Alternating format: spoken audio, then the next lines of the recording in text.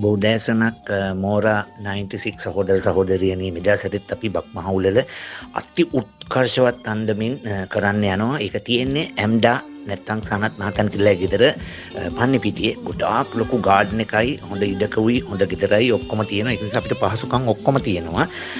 එන්න පවුලත් සමග මොකද මේ ෆැමිලි එකේ දෙමව්පියන්ට විතරයි ගාන ගන්න. අපි 3000ක් වගේ පොඩි ගානක් ගන්න එක්කෙනෙකුගෙන්. එතකොට ෆැමිලි එකට 6000යි ළමයින්ට ෆ්‍රී ඔෆ් චාර්ජ්.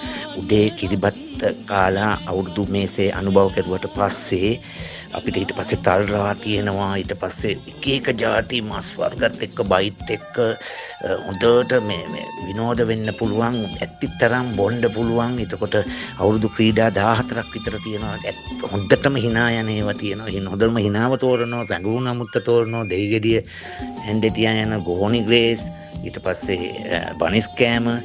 තම ආකර්ශනීය එක තමයි මේ පුනීලයට රුපියල දැමීම. ඒක හරි කැමති වෙයි කාන්තා පාර්ශ්වය හිටම්ම.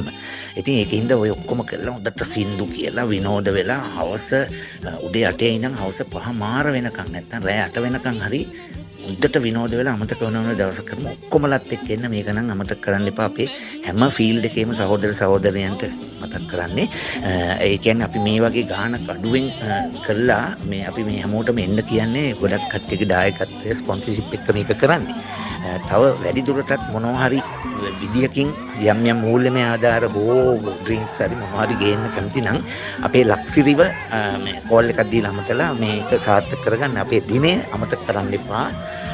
සෙනසුරාදා අප්‍රේල් 5 වෙනිදා අමතක නොවි එදා දිනේ වෙන් කරගන්න. ළමයිත් එක්ක එන්න. දෙමව්පියන්ට විතරයි අය කරන්නේ 6000ක් දෙන්නටම. හොඳට විනෝද වෙන්න එන්න. සුබ දවසක්.